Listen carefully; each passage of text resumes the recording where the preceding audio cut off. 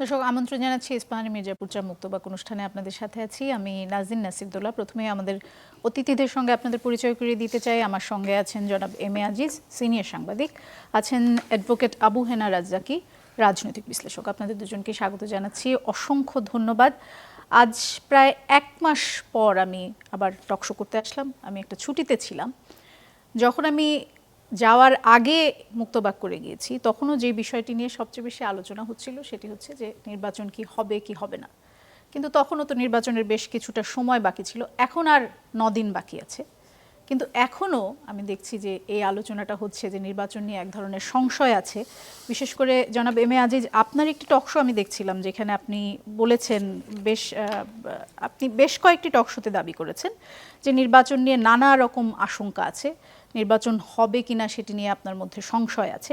এর কি কোনো সুনির্দিষ্ট কারণ আছে কিনা, আপনার এই আশঙ্কার কোনো সুনির্দিষ্ট ভিত্তি আছে কিনা সেটি যদি একটু আমাদের বলেন। ধন্যবাদ আপনাকে, রাজ্জাকি ভাইকে ধন্যবাদ। দর্শক শ্রোতা, দেখেন, এখন নির্বাচন নিয়ে আমার শঙ্কা নেই, কিন্তু সরকার গঠন করবে কিনা এটা নিয়ে আমার শঙ্কা আছে। সরকার নির্বাচন হবে, কিন্তু সরকার হবে কিনা। কারণ হচ্ছে, আপনি দেখেন, রাজ্জাকি ভাই জানে যে গণভোট যেটা হচ্ছে এবং গণপরিষদ নির্বাচন একসাথে হচ্ছে। ধরেন, হ্যাঁ ভোট পড়লে এক পরিস্থিতি, না ভোট পড়লে আর এক পরিস্থিতি, সেটাও আমার আলোচনার বিষয় না। কিন্তু গণপরিষদ হবে, একই সাথে নির্বাচন হবে। তো নির্বাচন হওয়ার পরে এই আর ইয়েতে আছে আপনার যেটা জুলাই সনদে আছে, জুলাই সনদে আছে 160 ওয়ার্কিং দিবস পরে ভিতরে এই জুলাই সনদ যেটা গণভোট এটা পাশ করতে হবে, জুলাই সনদ পাশ করতে হবে। যদি তার এটা এই দুই হাউজই অর্থাৎ গণপরিষদ এবং যে একসাথে নির্বাচন, গণপরিষদ ওত নেবে, কিন্তু সরকার গঠন করবে এরা জুলাই সনদ পরিষদ গণপরিষদ হিসাবে কাজ করবে 160 দিন পরে, 100 ওয়ার্কিং ডে পর্যন্ত। এরপরে এইটার সময় এই গণপরিষদে একজন সভাপতি নিযুক্ত হবে এবং আরেকজন সহসভাপতি নিযুক্ত হবে। এবং গণপরিষদে 160 দিন ওয়ার্ক করার পরে তারপরে আরও 30 ওয়ার্কিং ডে পরে তারা আপনার সংসদ হিসাবে ফাংশন করতে পারবে।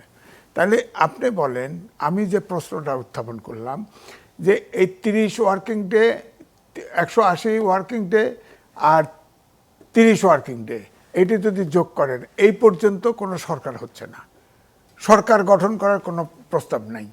তাহলে এই সময়টা কি হবে? নির্বাচনে একটা জামাত জিতুক, বিএনপি জিতুক, একটা জিতে যাবে, একটা পার্টি তো মেজরিটি পাবে, কিন্তু তারা সরকার গঠন করতে পারবে না। আবার বলা হয়েছে 180 দিন পরে, ওয়ার্কিং ডেজ পরে, যে এই যে গণপরিষদ যেটা সিদ্ধান্ত নেবে ওই আপনার সংস্কার সনদের ব্যাপারে, এটা আর সংসদে পাশ লাগবে না, মানে অটোমেটিক পাস হয়ে যাবে। তাহলে এই যে ঘটনা, এই ঘটনার পরে আমি তো দেখতেছি, বলেন তো দেখি, বিএনপি বা জামাত কেউ না কেউ জিতবে। হ্যাঁ, তারা কি এই আপনার মানে এই 180 আর 30 এই ওয়ার্কিং ডেজ পর্যন্ত অপেক্ষা করতে পারবে? সরকার গঠন করতে দিবে না? সরকার গঠনের কোনো প্রস্তাব নাই তো। তাহলে ওই সময় সরকারে কে থাকবে? ওইটার সময় দেশে কি অরাজকতা হওয়ার চান্স আছে? সেটি এখন আপনার শঙ্কার জায়গা। এইটাই শঙ্কার জায়গা। আমি আপনার কাছে ফিরে আসবো, কিন্তু তার আগে আমি জানতে চাই, খুব সম্ভবত গত পরশু একটি টকশোতে আপনি বলছিলেন যে নির্বাচন হবে কিনা সেটি নিয়ে আপনার এখনো সংশয় আছে। গত পরশু থেকে আজ পর্যন্ত কি এমন কোনো ঘটনা ঘটেছে যার কারণে এখন সেই শঙ্কাটা আপনার দূর হয়ে গেছে? না, শঙ্কাটা দূর হয়েছে মানে কি, ধরেন এখনো দেখেন আগের মতোই সমালোচনা হচ্ছে, প্রতিপক্ষ সমালোচনা করছে, নাম উচ্চারণ করে না, কিন্তু সব ঘটনাই ঘটতেছে। আপনি দেখেন একটি দলের নেতা শব্দ এইভাবে উচ্চারণ করা হয়, অর্থাৎ পার্সোনাল বিলিফিকেশন সবই হচ্ছে, কিন্তু নাম উচ্চারণ করা হচ্ছে না। এইটা আমার বক্তব্য বলে যে অভ্যুত্থানের শক্তি। এরপরেও আপনি দেখেন যে অনেকগুলো উপসর্গ আছে। প্রবাসী ধরেন ডাক ভোটার, পোস্টাল ব্যালট আছে, পোস্টাল ব্যালট বিশেষ করে কয়েকটা দেশে এক জায়গায় করা হয়েছে। সেই পোস্টাল ব্যালট অলরেডি এসে গেছে এবং পোস্টাল ব্যালটে এটা বিএনপির পক্ষ থেকে আপত্তি দেওয়া হয়েছে। তারপরে আগে যে পোস্টাল ব্যালট ছিল পুরো সবগুলো প্রতীক জোড়া, ওটা বলা হয়েছে যে না, এখন কনস্টিটিউয়েন্সি বেস পোস্টাল ব্যালট বিদেশে পাঠানো হবে। তো আমার কথা হলো এটা ম্যানেজ করতে পারে না, এই ব্যালটটা এসে পড়ছে। এখন কোন সেন্টারের জন্য কত ব্যালট হয়েছে এটা কীভাবে আইডেন্টিফাই করবে? এটা তো ডাকে আসবে। ধরেন কত একটা পোস্টাল ব্যালটের ভিতরে খোলা হলো, কেউ খুললো, খোলার পর বিশ্বাস তো নাই, আস্থা তো নাই, খুলে দেখা গেল যে দাঁড়িপাল্লায় ভোট আছে। ওই ভোটটা নষ্ট করার জন্য আর একটা এনসিপির প্রতীকে শাপলা কলিতে ভোট দিয়ে দিল, আর একটা বাতিল বা ব্যালট পেপার বদলায়ও দিল, এও তো হতে পারে। দুই হচ্ছে ধরেন আপনার এবারে সর্বকালের সবচেয়ে বেশি সংখ্যক ভোট স্থান পরিবর্তন, সেন্টার বদল হয়েছে। হ্যাঁ, এ সেন্টার থেকে ও সেন্টার, ও সেন্টার থেকে ও সেন্টার। হ্যাঁ, এটা বদলের ক্ষেত্রে আপনার যেটা হয়েছে, নির্বাচন কমিশনের অধস্তন কর্মকর্তা এটার সাথে জড়িত, গ্রেপ্তারও হয়েছে। তো এটাতে দুই হচ্ছে নারীরা, একটি দলের নারীরা বাসা বাড়িতে বা সব জায়গায় যাচ্ছে, যা এনআইডি চাচ্ছে, বিকাশ নাম্বার চাচ্ছে। কেন? আবার অভিযোগ হচ্ছে অস্বীকার করেছেন যে তারা চাচ্ছেন না। তারা বলা হয়েছে এখন তো বন্ধ হয়ে গেছে। যখন প্রশ্ন করছে, আমার কাছে ভিডিও আছে, তো একাধিক ভিডিও আছে, প্রশ্ন করা হয়েছে যে আপনি এনআইডি চান কেন? এনআইডি তো পার্সোনাল, বিকাশ নাম্বার কেন ইলেকশনে দরকার পড়বে? এটা চাইছে। এই তিনটার ব্যাপারেই Nazrul Islam Khan BNP standing committee election কমিশনে আপত্তি দিয়েছে। তারা বলেছে এখন এই যে বিকাশ, নগদ এগুলো স্লো করে দিবে, একটা ফিক্স করে দিবে, সম্ভবত 1000 টাকার বেশি আপনার ইলেকশনের আগে পরে পাবেন না। এগুলো ব্যবস্থা হয়তো নিচ্ছে, এখন কতটুকু নিচ্ছে তা জানি না। কিন্তু আগের যে নির্বাচনী পথা, যে রোড শো হতো, মিছিল হতো, মিটিং হতো, এখন তো ম্যান টু ম্যান এরকম করা হচ্ছে। এবং এমনও দেখা গেছে যে চোখ বের করে বোরকা পরে কথা বলতেছে, একটা সাউন্ড ভয়েস মেয়ের মতো মনে হচ্ছে না, তাহলে এটা খুলে দেখে যে পুরুষ বেরিয়ে গেছে। তো সুতরাং এই যে ভিন্ন কায়দার যে কৌশলের নির্বাচন হচ্ছে, কোন জায়গায় যা কোন সমস্যা তৈরি হবে, এটা তো এখন অ্যাসেস করার সমস্যা। কারণ আমি তো পুরো পাকিস্তান থেকে নির্বাচন দেখছি, এখনকার এবারের নির্বাচনটা সম্পূর্ণ চরিত্র আলাদা হয়ে গেছে। এই জন্য সংশয় আছে। তারপরেও আমি বলবো যে নির্বাচন হয়তো হবে, কিন্তু এই যে ট্রানজিশন, সরকার গঠন হবে কবে, এটা তো আমার কাছে পরিষ্কার। জি, অ্যাডভোকেট আবু হেনা রাজ্জাকে আপনার কাছে যেতে চাই। আপনি শুনছিলেন জনাব এম এ আজিজ বলছিলেন যে নির্বাচন হয়তো হবে, কিন্তু সরকার কবে গঠন হবে সেটি নিয়ে তার মধ্যে একটি আশঙ্কা আছে।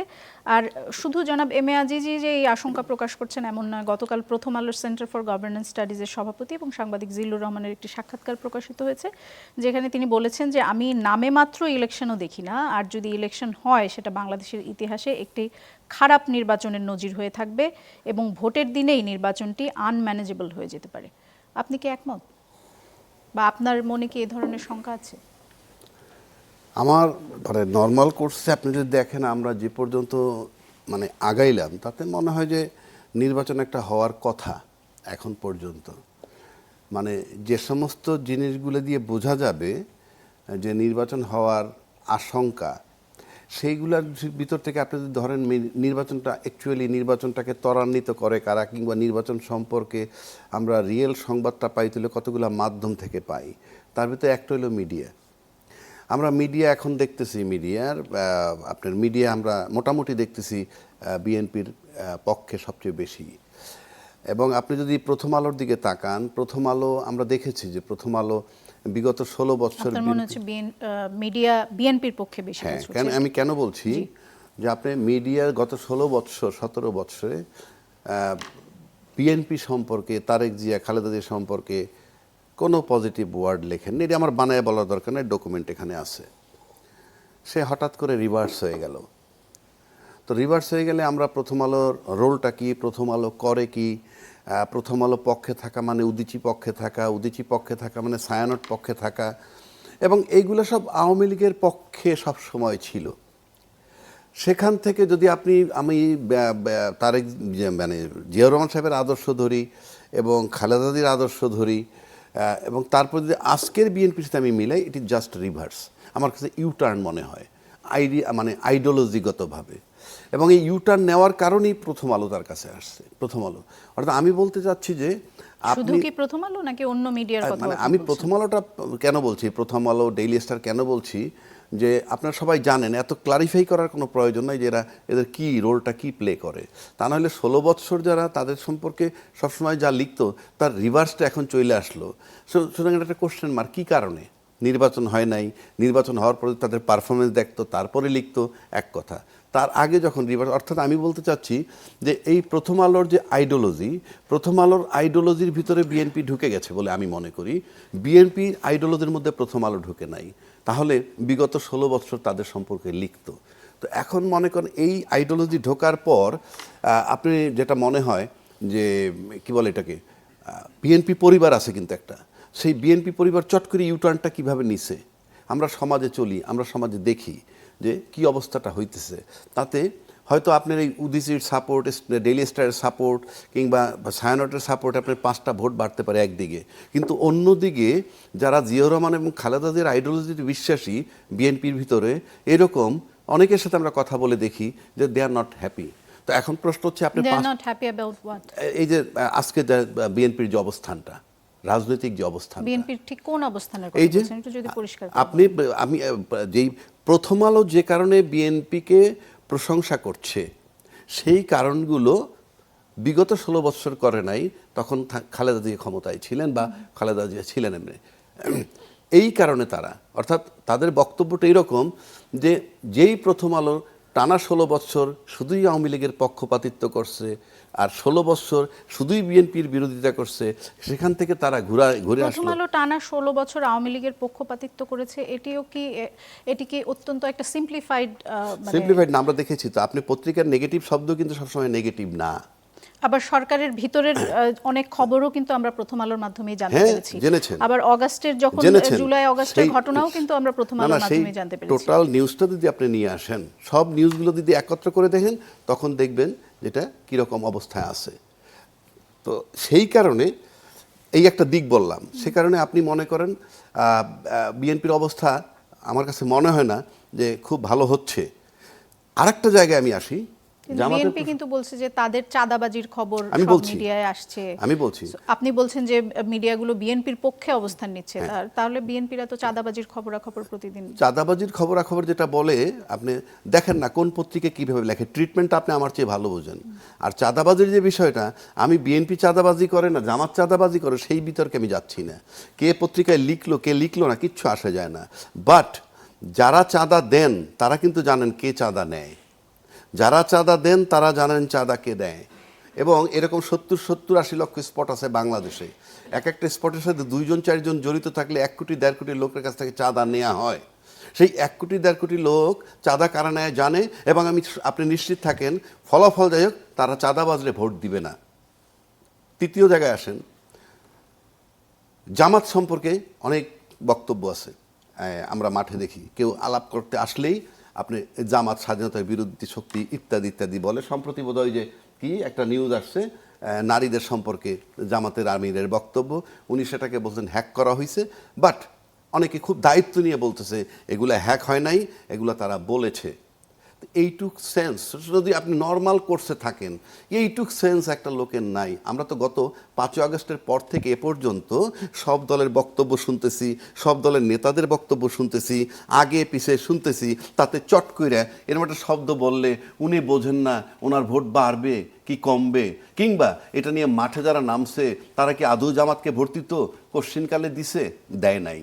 অর্থাৎ তাদের ভোট সবসময় জামাত বিরোধী। কিন্তু জামাতের ভিতর থেকে যদি লোক বেরোয় বলতো যে হ্যাঁ আমরা ডিসাইড করেছিলাম, আমরা তাদের নারী স্কুল ভোট দিতে চাইছিলাম, কিন্তু জামাতের আমিরের বক্তব্যের পরে তাকে আর আমরা ভোট দিব না, এই কথা কিন্তু আসে নাই। এই কথাটা আমি কেন বলছি, যে আমরা মাঠে দেখি এখন কোনো মানে ভোটার ক্যাচিং বক্তব্য নাই, কিভাবে আপনি ভোট পাবেন সেই বক্তব্য নাই। আপনি একজন জামাতকে গালি দেয়, একজন বিএনপিকে গালি দেয়, এই যে লড়াইটা, এ দিয়ে তো আপনি ভোট পাবেন না, এটা তো ভোটের ব্যাপার নয়। আর এই দেশের লোকরে মানুষ যেভাবে বোকা মনে করে, কিছুদিন আগে বলছে গণভোট বোঝে না, বড় বড় দায়িত্বশীল ব্যক্তিরা বলছে জনগণ গণভোট বোঝে না, জনগণ গণভোট বোঝে না। জনগণ কি বাংলাদেশ জাতীয়তাবাদী শক্তি বোঝে, জনগণ কি বাঙালি জাতীয়তাবাদ বোঝে, জনগণ কি সংবিধান বোঝে, কিচ্ছু বোঝে না জনগণ। জনগণ একটা ঢেউয়ের উপরে চলে। এবং দায়িত্বশীল নেতা এমনও বলছে কোনো প্রার্থীকে দেখে নয়, মার্কা দেখে ভোট দিবেন, প্রার্থীকে সেটা মুখ্য নয়, এমন কথাও বলা হয়েছে। কাজেই জনগণ, মানুষ যত বোকা মনে করে জনগণ অত বোকা নয়। তো আমি এই যে নির্বাচন নিয়ে যে সংখ্যাটা আপনি কথা বলতেছেন, আমরা ইতিমধ্যে এটাও পেয়েছি সেন্ট মার্টিন দিয়ে দিছে, আমেরিকার সাথে আতাত হয়েছে। এই যে বিষয়টা, আতাত হয়েছে কি হয় নাই সেটা বড় কথা না, সেন্ট মার্টিন দিয়ে দিবে কিনা সেটাও বড় কথা না, কিন্তু বড় কথা হচ্ছে এই যে সেন্ট মার্টিন দেওয়ার শর্তে তার আমেরিকার সাথে আতাত করতেছে, আমেরিকা তাদেরকে সাপোর্ট করে। এটার মানে হচ্ছে আমেরিকা সাপোর্ট আমার কাছে ইম্পর্টেন্ট না, তারা যে একটা আতঙ্কের কারণ হইতেছে সেটা আমার কাছে প্রতীয়মান হচ্ছে। এই যে আতঙ্কের কারণ হচ্ছে বিএনপির কাছে, জামাত আজকে আতঙ্কের কারণ হচ্ছে। আপনি অনেকগুলো বক্তব্য দিয়েছেন, সে তার কারণে মধ্যে শেষ করে দিচ্ছি জি জি একটু বলে। জামায়াতের যে নারী বিষয়ক যে অবস্থানটা সেটি নিয়ে আপনার সাথে আমি আসবো, কিন্তু একটা বিরতিতে যেতে হচ্ছে আমাদের, একটা বিরতি সময় হয়ে গেছে। দর্শক, একটা বিরতিতে যাচ্ছি, বিরতি থেকে ফিরে এসে আবার কথা হবে।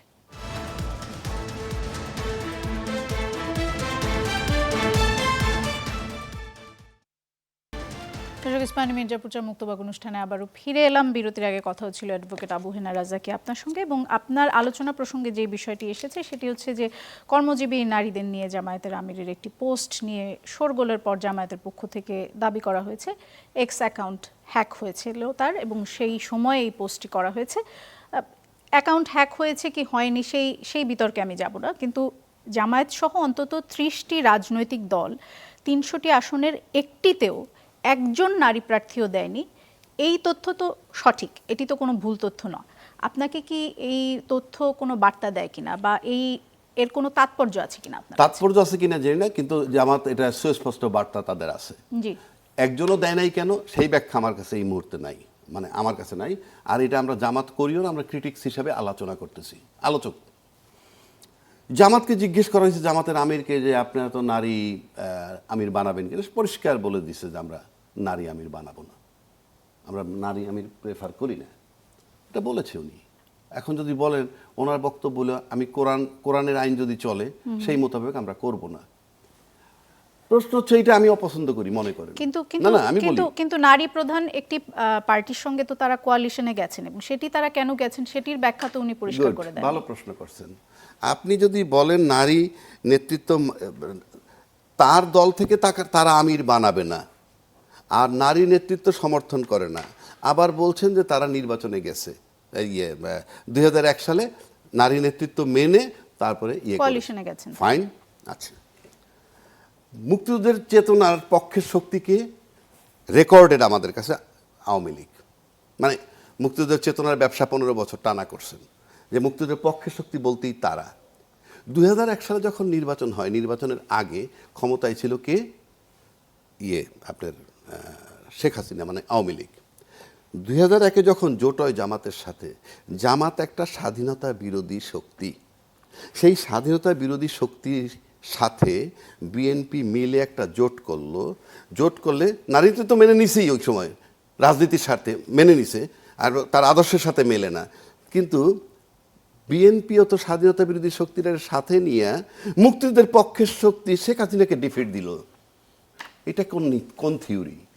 এই জামাত বিরোধী শক্তি, স্বাধীনতা বিরোধী শক্তি, তার সাথে বিএনপি জোট বানাইয়া স্বাধীনতার পক্ষের শক্তি আওয়ামী লীগের পরাজিত করলো, আবার তাকে মন্ত্রী বানাইলো, আবার এখন আপনি স্ট্যান্ড নিতেছেন। আপনার বক্তব্য পরিষ্কার, কিন্তু আপনি বলেছেন জামায়াতের আমিরের বক্তব্য এই বিষয়ে পরিষ্কার। আমি সেজন্যই বললাম যে এই বিষয়টি পরিষ্কার না, আমি পরিষ্কার করে দিচ্ছি, জি পরিষ্কার করে দিচ্ছি। তার মানে রাজনীতির আদর্শ বলতে কিছু নাই কোনো দলের। আমি যদি বলি জামাত, তারও আদর্শ নাই। কারণ এখন যদি বলেন জামাত ইচ্ছা করলে কি জোট করতে পারে, যদি জামাতকে অ্যালাউ না করে? কারণ জামাত ছোট দল, কিন্তু তাকে অ্যালাউ করছে কেন? রাজনীতির স্বার্থে। সুতরাং এই রাজনীতির স্বার্থে স্বাধীনতার পক্ষ, এটা একটা ন্যারেটিভ, অকেজো, মিথ্যা, প্রতারণার সামিল। তা না হলে আপনি এরশাদ বিরোধী যখন আন্দোলন হয় তখন জামাতের সাথে জামাত, আওয়ামী লীগ, বিএনপি 3 দলে মিলে আন্দোলন করছে। তার মানে স্বাধীনতার বিপক্ষে শক্তিকে কখনো কখনো ঘ্রাণ পান, কখনো কখনো গন্ধ পান, এগুলি চলবে না, এই সমস্ত ন্যারেটিভ বাদ দিতে হবে। এইবার আসেন নারী নেতৃত্ব, সে পরিষ্কার বলছে। আপনি যদি যারা জামাতের মহিলা কর্মী আছে না, তারা ভোট দিচ্ছে না, তার সাথে আছে না, তারা তো এটা মেনে নিছে। যারা মেনে তার সাথে যাবে, না গেলে না যাবে। আমি আমার স্ট্যান্ড ক্লিয়ার করলাম, সকাল বিকাল চেঞ্জ করতেছি না। আর আমরা তো কতক্ষণ স্বাধীনতার পক্ষের শক্তি, কতক্ষণ রাজাকার সাথে নিয়ে আন্দোলন করে স্বাধীন, কাজে এইগুলা পরিষ্কার। জি। জামাত ওই দিক থেকে ক্লিয়ার। নারীদের ভোট নিতে যখন তাদের সমস্যা নাই, তাহলে নারীদের ভোট 300 নিতে- আসনের না, আপনি ভোট দিবেন না। একটিতেও নারী প্রার্থী দিতে তাহলে জামাতের কি সেইটা সমস্যা আসে। থাকতে পারে? যদি আপনি বলেন কেন দিল না, এটার উত্তর কি আমি দিতে পারবো? এটার উত্তর আমি দিতে পারবো, আপনি বলেন। তারপরে যদি বলি তাদের ইচ্ছা, এই ইচ্ছা মাইনে যদি কেউ থাকে তার সাথে থাকবে, না থাকলে না থাকবে।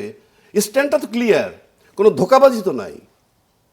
আপনি বিএনপিতে তো 15 জন নারীর ইয়ে দেওয়ার কথা, তাও তো হয় নাই। 5% যদি হিসাব করেন, হয় নাই। তাদের ব্যাপার, এবং এইটা মেনে যারা থাকবে থাকবে, না থাকলে না থাকবে। আমরা রুমিন ফারহানারে মনে করছি তার মতো মহিলা নমিনেশন পেতে পায় নাই, সে স্বতন্ত্র করতেছে, দেয় নাই তো কি ইচ্ছা, দলের ইচ্ছে। এবং দলের লিডারশিপ মানলে মানবা, না মানলে না মানবো, পরিষ্কার তো এগুলা। এগুলা নিয়ে তো বিতর্কের কিছু নাই। আমরা এগুলা নিয়ে দৌড় ধরে বলবো না, আমরা ভোটের মাঠে দেখব। ভোট দেন, আপনি জামাতরে অপছন্দ করেন, আমি ভোট দিব না তো। আমি জামাতের রাজনীতি লাইক করি না, আমি এখন আলোচনার খাতির করি, আমি লাইক করি না। এখন আমার যদি প্রশ্ন করা হয় লাইক করে না তো কোন, আমি আর্গুমেন্ট করতেছি, I am not favouring Jamaat or I am not favouring BNP. সুতরাং এইগুলা বলে, এই বয়ানটা কেন আনে আমি ঠিক বুঝি না। কেন আমি বলি, জামাতের যদি 7% ভোট থেকে থাকে বা 10%, কই একটু বাড়ছে, এই 10% ফিক্সড, পৃথিবী উল্টে গেলেও কোথাও যাবে না। তেমনি বিএনপিরও কিছু ভোট আছে ফিক্সড, পৃথিবী উল্টে গেলে কোথাও যাবে না। আওয়ামী লীগের ভোট আছে ফিক্সড, পৃথিবী উল্টে গেলেও কোথাও যাবে না। ভয়ের জায়গা অন্য। ভয়ের জায়গা হলো 5ই আগস্টের পরে যে 4,004 কোটি ভোটার হয়েছে, তরুণ ভোটার, এটা নিয়ে হলো আতঙ্ক। এটা নিয়ে আতঙ্ক এই কারণে, 5ই আগস্টের পরে দুইটা দলের যে ন্যারেটিভ এ পর্যন্ত আসছে 18 মাস যাবৎ, সেই 18 মাস পর্যন্ত যে ন্যারেটিভ, সেই ন্যারেটিভের খাতিরে, ন্যারেটিভের বিষয়টা নিয়ে দুই পক্ষের ভিতরে কে আতঙ্কিত আমরা ঠিক জানি না। তবে ভয়ের জায়গা একটা, সেটা যারা সুনিশ্চিত বিজয় মনে করছিল যে এই মাঠটা আমার দখলে আছে, সেই দখলে যারা আছে তার টেনশন বেশি।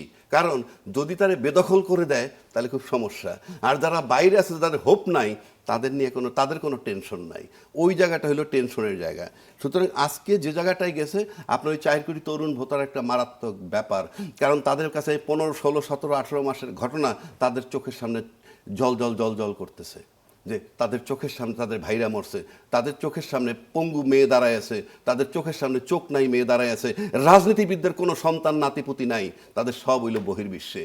এবং এই রাজনীতিবিদরা তাদের সন্তান বহির্বিশ্বে, নাতি বহির্বিশ্বে বিদায় দেশটা নিয়ে তারা ভাবে না। তাদেরকে ফেরত আনেন, আইনে রাখেন, দেখবেন দেশটাকে ঠিক করতে চাইবে।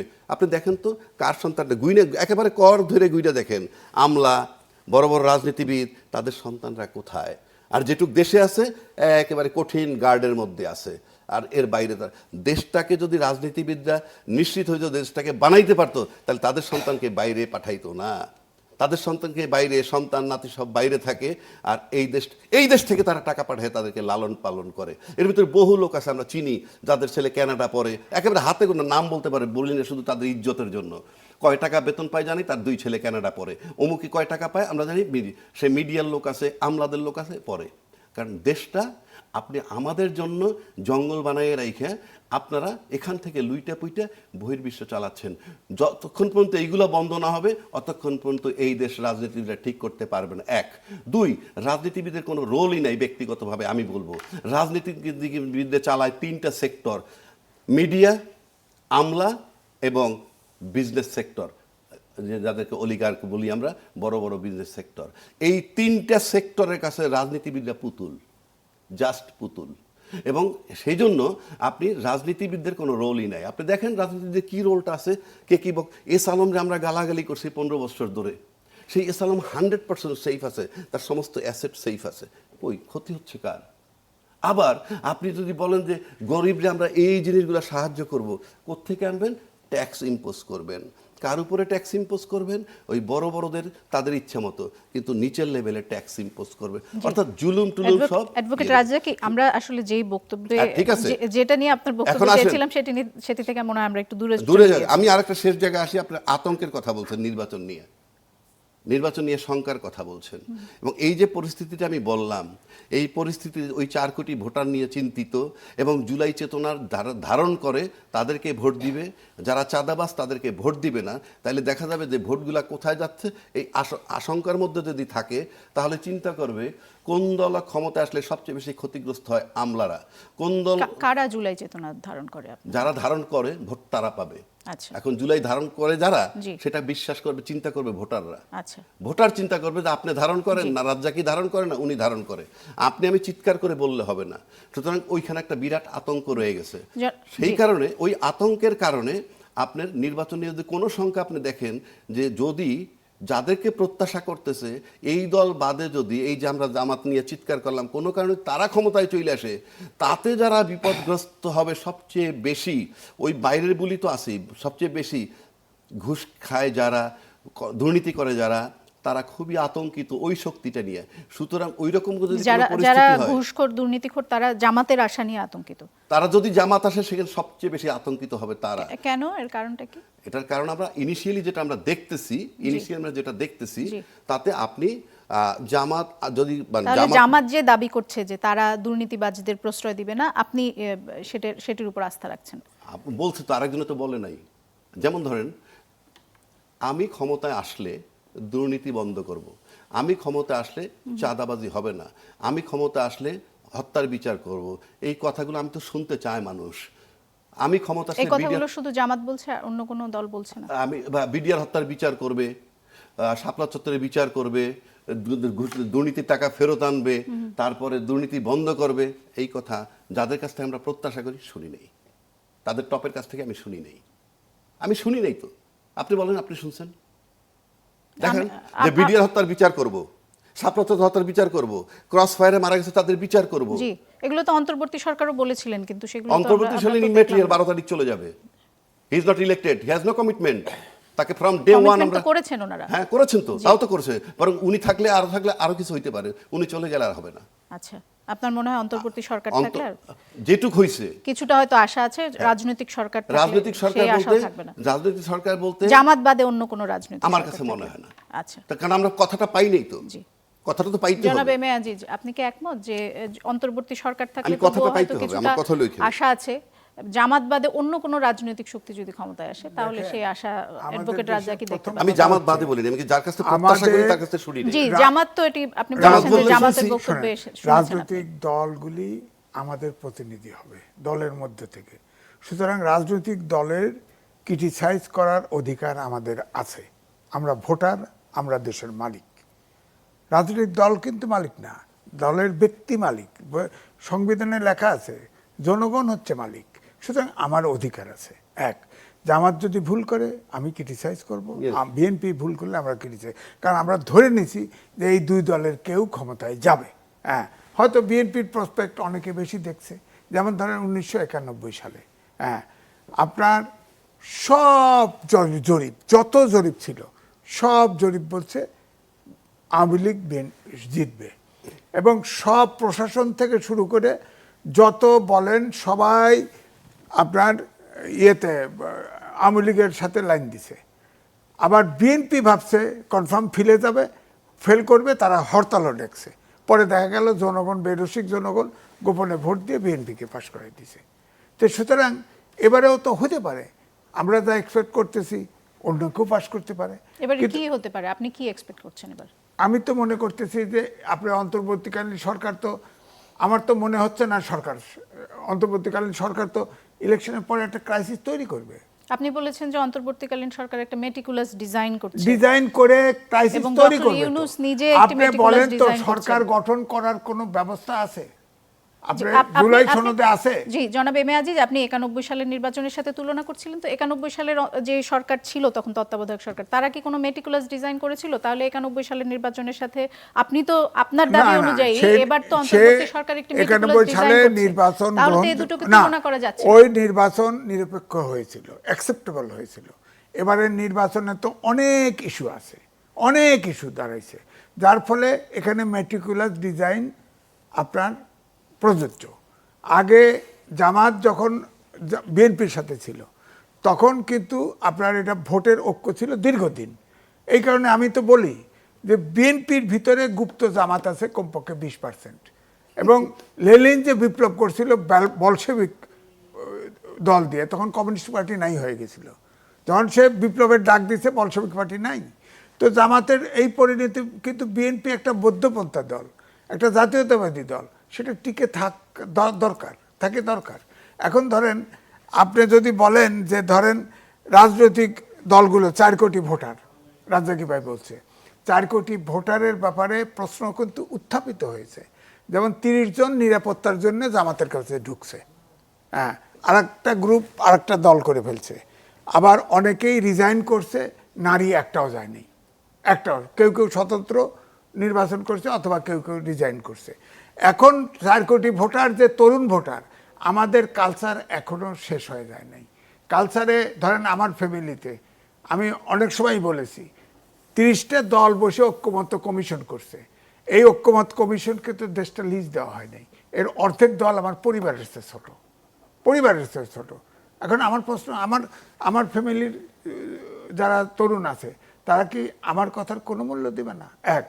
2 হচ্ছে এই তরুণ ভোটারদের ভিতরে প্রশ্ন, আপনি অভ্যুত্থানের সময় দেখেন কত নারী গিজগিজ করছে, কত নারী, কই নারী কোথায় এখন, নারী কোথায়? 1। 2 হলো 4 কোটি ভোটার কিন্তু এখন বলবে যে এনসিপি ভেঙে টুকরো টুকরো হয়ে গেছে। তারা তো অভ্যুত্থানের শক্তি ছিল, তারা তো এখন তো সরকারে ছিল 3 জন, তারা তো এখন সরকারে নাই। এনসিপি আলাদাভাবে থাকতে পারতো, কিন্তু তারা নিরাপত্তার জন্য চলে গেছে, এনসিপি ভেঙে গেছে। এই এনসিপি তো থাকছে না। এনসিপি নিরাপত্তার জন্য চলে গেছে, এটি 30 জন তো ঢুকছে তো। জি, কিন্তু সেটি নিরাপত্তার জন্য, এটি আসলে নিরাপত্তার কিভাবে জন্যই নিশ্চিত তো, হলেন? কারণ তারা তো মনে করে ধরেন তাদের নিরাপত্তার অভাব কিভাবে হচ্ছে? নিরাপত্তার অভাব তো আছেই। সরকারের পক্ষে তো এনসিপি বলে না এই করলে এই করলে ফ্যাসিস্ট ঢুকে আমরা পড়বে। এই আলোচনায় আসবো, আরেকটা বিরতি সময় হয়ে গেছে। দর্শক, একটা বিরতিতে যাচ্ছি, ফিরছি কিছুক্ষণ পর, সাথে থাকুন।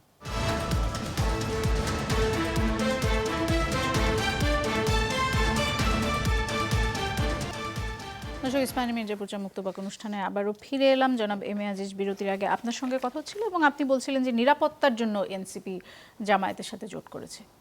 এটি তা তো যদি একটু বটেই। ব্যাখ্যা দেন, কেন তার কিসের ব্যাখ্যা নিরাপত্তার হচ্ছে অভাব যে হচ্ছিল? তারা দেখবেন প্রায়ই বলে এই করলে হই করলে ফেসিবাদ আসবে। ফেসিবাদ মানে কি? আওয়ামী লীগ আসবে। আওয়ামী লীগের 1 নম্বর হল তারা আন্দোলনে অগ্রভাগে ছিল, তারা থ্রেট মনে করে, এই কারণে বিএনপির সাথে দরবার করতে মেলে নাই, হ্যাঁ, জামাতের ভেতরে ঢুকছে। এখন জামাতের সাথে ঢোকার পরে এনসিপির একটা অংশ জামাতকে পছন্দ করে নাই, তারা আলাদা দল করে ফেলছে। আবার আরেকটা গ্রুপ নারী, বিশেষ করে নারীরা, তারা অফ হয়ে গেছে, অনেকে স্বতন্ত্র দাঁড়ায় গেছে। তো এনসিপি ভেঙে গেল না। আমরা তো এটা এনসিপি আমরা তো ভেঙে যাক এটা চাই না, কারণ তরুণ শক্তি তো দাঁড়ায় থাকতে হবে। এখন এতে হয়েছে কি যে আপনার এনসিপির এই 30 জন, আন্দোলন তো 30 জন ছিল না, আন্দোলন তো হাজার হাজার লাখ লাখ নামছে না। তরুণ বলেন, শিশু বলেন, মা বলেন, চাষি বলেন, সব নাম ছিল, হ্যাঁ। তো এখন তাদের জবাব কি? তাদের কাছে এই 30 জনের জবাব দিবে কি বলেন? তো সুতরাং তরুণ যে 4 কোটির স্বপ্ন দেখা সেটা আর নাই। এখন তরুণরা সব মুখ ফিরিয়ে নিছে, তরুণরা তরুণদের মতো করে ভোট দিবে। যে মুখ ফিরিয়ে নিয়েছে মানে মুখ তারা কি ভোট দেবেন না? এনসিপির কিন্তু তারা এনসিপি ব্যবহার করছে, এনসিপি থেকে মুখ ফিরিয়ে নিয়েছে আপনারা? হ্যাঁ, এনসিপির 30 জন ব্যবহার করছে, তাদের ব্যবহার করছে। এখন আর এনসিপির এই 4 কোটি ভোটার, যে আগে তো তরুণ ভোটার 4 কোটি সবসময় দেখা গেল এই 4 কোটি যেদিক যায় সে জিতবে, 4 কোটি তো আর ওইভাবে নাই এখন, কারণ এনসিপি তো এখন নাই। এনসিপি যদি অক্ষত থাকতো, আমি যেটা বললাম, তাদের ব্র্যান্ড ভ্যালু আছে, তারা যদি আলাদা প্রেশার গ্রুপ হিসেবে থাকতো, এনসিপি তরুণ ভোটাররা একটা দিক ঠিক আছে, দর্শক ছিল। এনসিপি নাই, কিন্তু ভোটাররা তো আছেন, ভোটাররা 4 আছে, কোটি ভোটাররা আমাদের দেশের কালচার, আমাদের দেশে তার নিজস্ব চয়েস, সেই হিসাবে প্রার্থী চয়েস, পার্টি চয়েস সব দেখে ভোট দিবে। জি। আগের মতো তো ওই 4 কোটি ভোট অ্যাডভোকেট একদিকে যাবে রাজ্জাকি না। বলেছেন যে যারা জুলাই চেতনা ধারণ করেন, তরুণ ভোটাররা তাদেরকে ভোট দেবেন। এটা ঠিক না। জুলাই চেতনা ধারণ করেন কি? জুলাই চেতনা তো এই অন্তর্বর্তীকালীন সরকার খায়া দিয়েছে অলরেডি।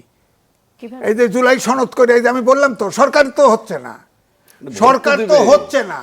সরকার জুলাই সনদে গণভোটে হা না ভোট যেই জিতবে, আপনার গণপরিষদ হবে, গণপরিষদের সভাপতি হবে, সংসদ প্রধান তো হবে না, সভাপতি হবে, ঠিক সহসভাপতি আছে, হবে। 4 কোটি ভোটার ভোট তো দেবেন। হ্যাঁ, ভোট দেবে, তাদের পছন্দ মতো দেবে, কিন্তু ওই যে অভ্যুত্থানের শক্তি হিসেবে দিবে না, সেটা নাই। কারণ অভ্যুত্থানের শক্তি তো 30 জন সিটেই করে ফেলছে, এটা তো নাই। অভ্যুত্থানের শক্তি তো ফেরাপ, অভ্যুত্থানের যে শক্তি তরুণরা তো আর নাই এখন। আমরা যদি তরুণরা তর্কের শক্তি নাই। খাতিরে ধরে নিই যে এনসিপি জামায়াতে যাওয়াতে আশাহত হয়েছে তরুণরা, এবং সেই জন্য তারা এনসিপি থেকে মুখ ফিরিয়ে নেবে, কিন্তু তার জন্য তারা জুলাই চেতনা থেকে মুখ ফিরিয়ে নেবে, এটা বলার না, আসলে- জুলাই চেতনা তো এখন চলে গেছে, এটা পকেটস্থ হয়েছে ডক্টর মোহাম্মদ ইউনূসের হাতে, এটা তো চিন্তাই হয়ে গেছে, এটা তো আর অভ্যুত্থানের শক্তির হাতে এটা নাই, এটা তো অভ্যুত্থানের শক্তি কারা? অভ্যুত্থানের শক্তি তরুণরা। শুধু এনসিপি? না, এনসিপি তো তখন আগে ছিল, এনসিপি তো পরে দল করছে, এরাই তো অগ্রভাগে, যেগুলো 30 জন জয়েন করছে এরাই তো প্রধান নেতা ছিল, তারাই তো ছিল। হ্যাঁ, তো তারা এখন একটা গ্রুপ জামাতে গেল, আর এক group জামাতে দেখেন না, খেয়াল করেন না তারা যে আগে আমাদের এখানে নির্বাচন হইলে সবাই এই টুপি পরে, অমুক পরে, পাঞ্জাবি পরে, ইত্যাদি ইত্যাদি। এনসিপির এখন সব আগে তো অভ্যুত্থানের সময় তো টুপি পরে নাই, এখন টুপি পরা শুরু হয়ে গেছে। অর্থাৎ জামাত একটা হাঙ্গর মাছ, ছোট মাছ পেটের ভিতরে ঢুকলে ওটা হজম হয়ে যায়। এখন এই এনসিপির যে 30টা গেছে এটা হজম হয়ে যাবে। হ্যাঁ, আনুপাতিক হারে যেহেতু নিম্নকক্ষ আনুপাতিক হারে উচ্চ কক্ষে যাবে। এমএ আজিজ শুধু এনসিপি যে মাথায় কাপড় দিচ্ছে আর টুপি পরছে তা না, সবাই অন্যান্য দলের এটা আমি নেতাকর্মীরাও বলতে, মাথায় কাপড় অন্যান্য দিচ্ছে, টুপি দিচ্ছে। পরছে। আর রাজ্জাকি ভাই প্রথম আলোর কথা জি। বলছে, আর দেখেন প্রথম একদমই আলো। সময় নেই আমার, জি অ্যাডভোকেট রাজা। আমি সিম্পল একটু বলি যে এনসিপি জামাতে যোগ দিছে যে কথাটা নিয়ে, নিরাপত্তার জন্যে।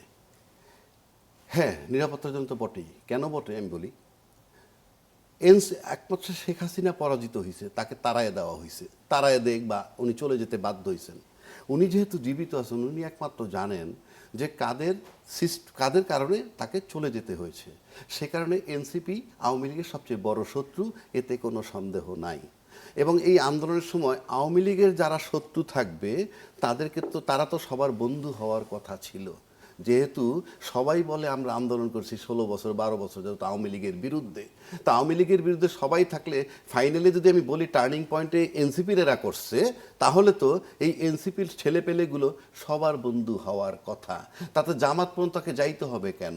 বিএনপিতেও তাকে মার্চ করাইতে পারতো তার ভিতরে, কিন্তু দেখা গেল যে ফাইনালি বাধ্য হয়েছে জামাতের কাছে যেতে। তার মানে কি বিএনপি তাদেরকে ধারণ করেন নাই, করলে তো থাকতো।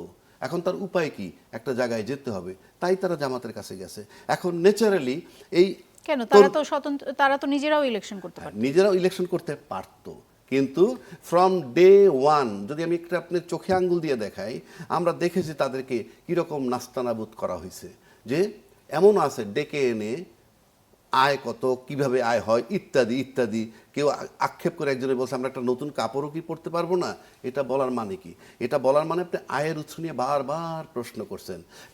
অন্তত শতাধিক ইন্টারভিউ আমি দেখছি, কিন্তু আরও তো বাংলাদেশের রাজনৈতিক দল আছে, কারো কি সিনায় কোনো বল আছে যে ডাইকাইন না তাদের ইনকামটা জিজ্ঞেস করুক?